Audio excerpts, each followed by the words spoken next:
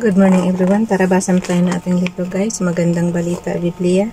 Today is 28 September 2023. Nandito na tayo sa aklat ng 1 Samuel chapter 28. Basa. 1 Samuel chapter 28 verse 1. Ng panahong iyon, inihahanda ng mga Filisteo ang kanilang hukbong sandatahan upang tigmahin ang Israel. Sinabi ni Akis kay David, inaasahan kong ikaw at ang mga tauhan mo'y sasalib sa aking hukbo. Verse 2, sumagot si David, maaasahan po ninyo, ngayon ko ipapakita sa inyo kung ano ang magagawa ko. Sinabi ni Akis, mabuti kung gayon, ikaw ang gagawin kong pansariling bantay ko habang buhay. Sumangguni si Saul sa isang kumakausap sa espiritu ng mga namatay na. Verse 3, patay na noon si Samuel at ipinagluksa siya ng buong Israel. Siya inilibing nila sa Rama sa kanyang sariling bayan. Noon ay pinalayas na ni Saul ang mga sumasangguni sa espiritu ng mga namatay na at ang mga manghuhula. Verse 4, ang mga Filisteo ay nagkampo sa Sonem at sina Saul naman ay sa Gilboa. Verse 5, nanginig sa takot si Saul nang makita niya ang hukbo ng mga Filisteo. Verse 6, nang sumangguni siya kay Yahweh, hindi sumagot si Yahweh kahit sa pamagitan ng panaginip ni sa pamagitan man ng Urim o ng mga propeta. Urim. Sa pamagitan man ng Urim o ng mga propeta. Verse 7, dahil dito iniutos niya sa kanyang mga tagapaglingkod na ihanap siya ng isang babaeng kumakausap sa mga espiritu ng namatay na upang siya tanungin. Sinabi naman sa kanya ng kanyang mga lingkod na mayroong ganoong babae sa Endor. 1 Samuel chapter 28 verse 8, nagbalat kayo si Saul, isinama ang dalawa niyang tagapaglingkod at sila'y lumakad gabi na nang dumating sila sa Endor. Sinabi niya sa babae, tingnan mo nga kung ano ang magiging kapalaran ko, kausapin mo ang espiritu ng sinumang sasabihin ko sa iyo. Verse 9, sinabi sa kanya ng babae, hindi mo ba alam na pinalayas na ni Saul sa Israel ang mga sumangguni, Ulit guys, magbasa rin kayo para sabay-sabay tayo dito matuto. Nabubulol na ako eh. 1 Samuel chapter 28 verse 9. Sinabi sa kanya ng babae, hindi mo ba alam na pinalayas na ni Saul sa Israel ang mga sumasangguni sa mga espiritu ng patay at ang mga manghuhula? Bakit mo inilalagay sa panganib ang aking buhay?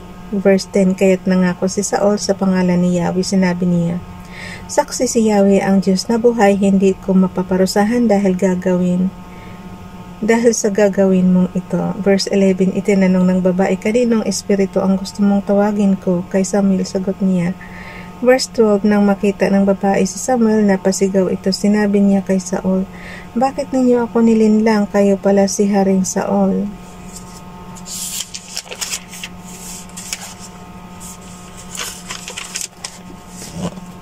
Okay.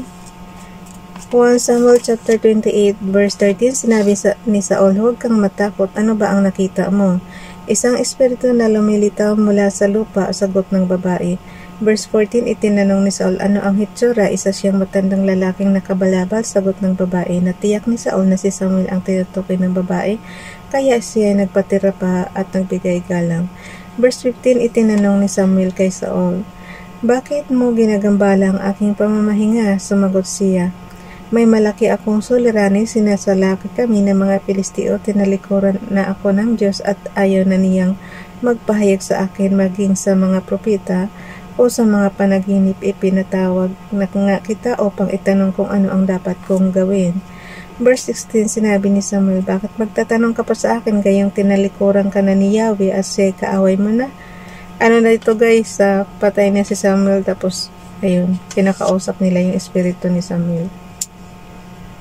Verse 16, sinabi ni Samuel, bakit magtatanong ka pa sa akin gayong tinalikuran ka na ni Yahweh at siya kaaway mo na?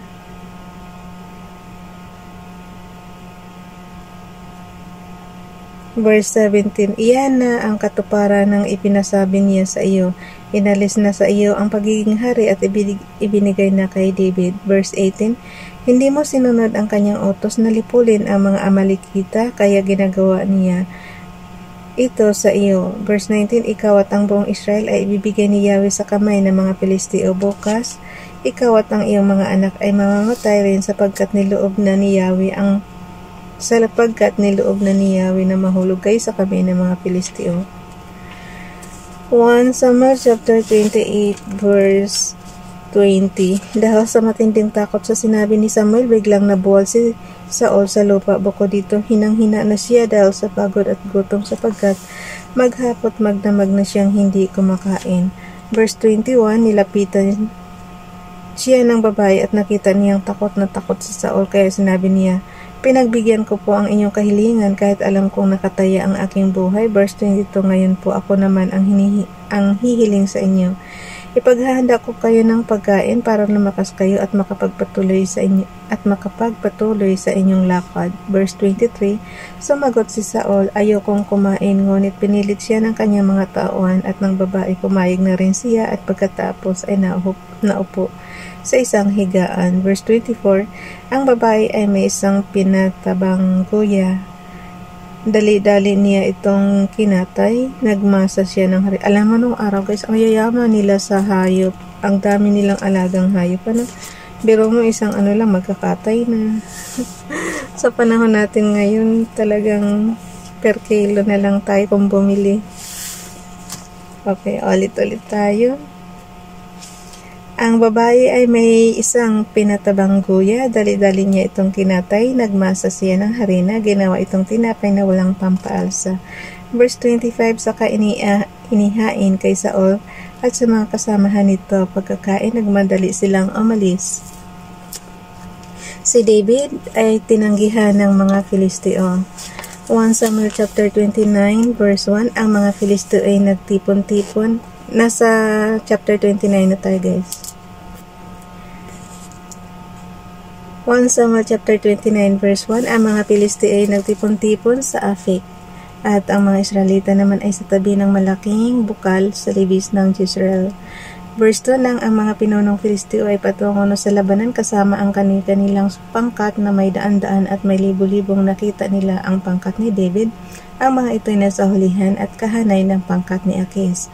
Verse 3, itinanong ng mga prinsipeng Filisteo, sino ang mga Hebreong ito? Ano ang ginagawa nila rito? Sumagot si Akis, si David iyan, na lingkod ni Haring Saul. Siya ay mahigit ng 1 taong kasama ko, buhat ng magkasama kami, wala akong maipipintas sa kanya. Verse 4, nagalit ang mga pinunong Filisteo.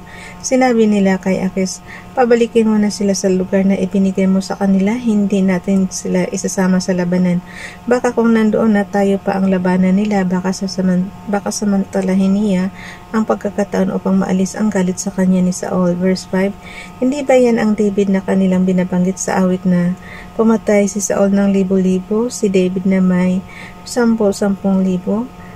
Verse 6, tinawag ni Akis si David, sinabi niya, saksi si Yahweh ang Diyos na buhay, ikaw ay naging tapat sa akin at para sa akin nais kong kasama ka sa pakikidigma naming ito, sapagkat buhat ng magkasama tayo'y wala akong masasabing masama laban sa iyo, ngunit ayaw kang isama ng ibang pinuno. Verse 7, kaya magbalik ka na para hindi magalit sa iyo ang mga pinuno ng mga Filisteo.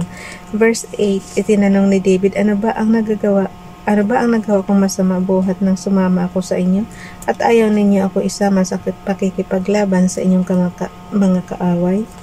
Verse 9, sumagot si Akis, alam kong wala kang ginawang masama, natitiyak kung ikaw ay tapat tulad ng isang anghel ng Diyos, ngunit ayaw kang isama ng mga pinunong Filisteo. Verse 10, kaya pagliwanag bukas ng umaga, isama mong lahat ang mga tauhan mo at bumalik na kayo sa lugar na ibinigay ko sa inyo. Huwag sasama ang loob mo. Huwag sasama ang loob mo. Wala akong masasabing anuman laban sa iyo. 1 Samuel chapter 29 verse 11, kinabukasan ng umaga, si David at ang mga tauhan nito ay nagbalik sa lupain ng mga Filisteo. Nagpatuloy naman ang mga Filisteo ng pagsugod sa Jezreel. So, hanggang dito na lang yung hanggang verse 11 lang ang 1 Samuel chapter 29. So, bukas guys, nandito na tayo sa 1 Samuel chapter 30, ang pagkikipagdigma sa mga Amalekita.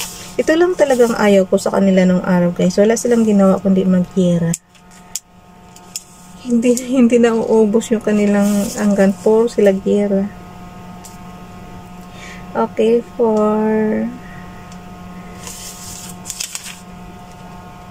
pero kasi ngayon wala na tayong update sa Israel eh.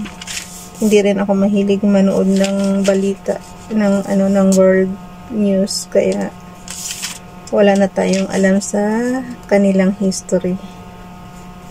Okay, for 29 September 2023. Ang pinupulot ko lang talaga dito yung yung mga walang patayan. Bye everyone. God bless.